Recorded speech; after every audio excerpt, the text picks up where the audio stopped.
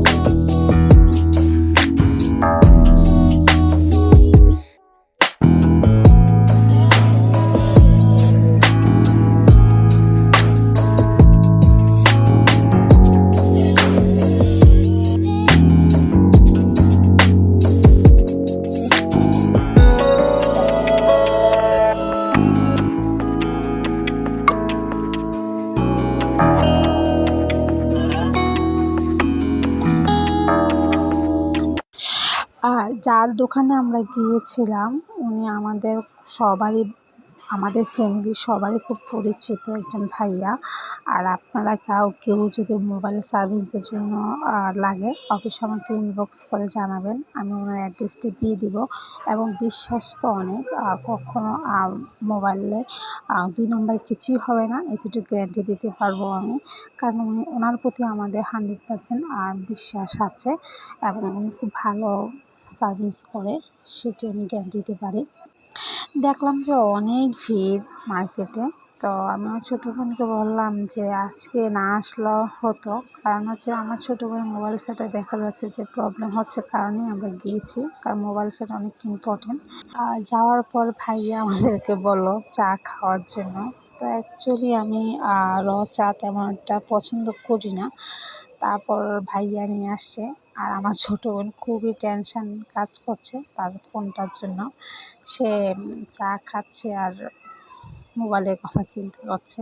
আমি আবার মোবাইলের যে ব্যাক কভারটা আমি দেখলাম, ব্যাক কভারগুলো আমার ভালো লাগে, আর আমি চেষ্টা করি মোবাইলের ব্যাক কভারগুলো দেখতে।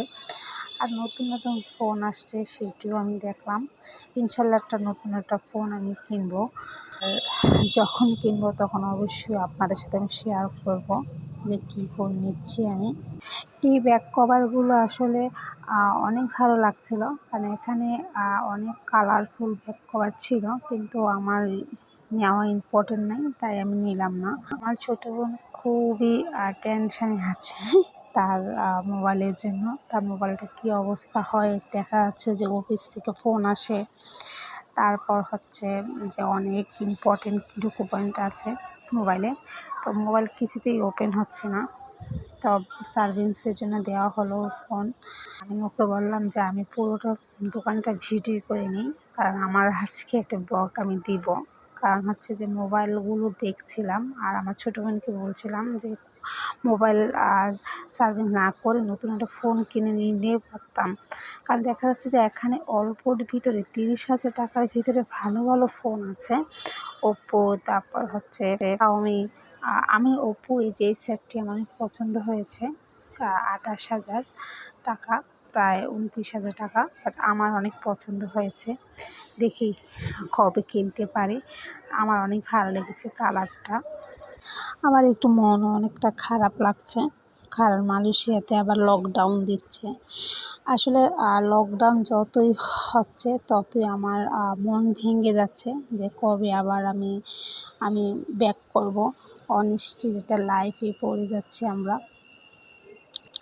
মাত্র আধা ঘন্টার ভিতরে আমাদের মোবাইল ঠিক হয়েছে।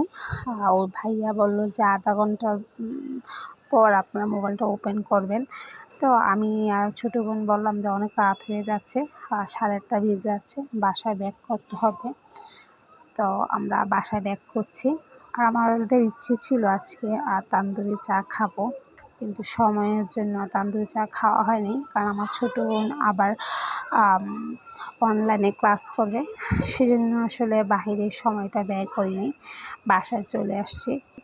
আর ইনশাল্লাহ আরেকদিন তান্দুরি চা খাবো বসুন্ধরা সিটির সামনে থেকে।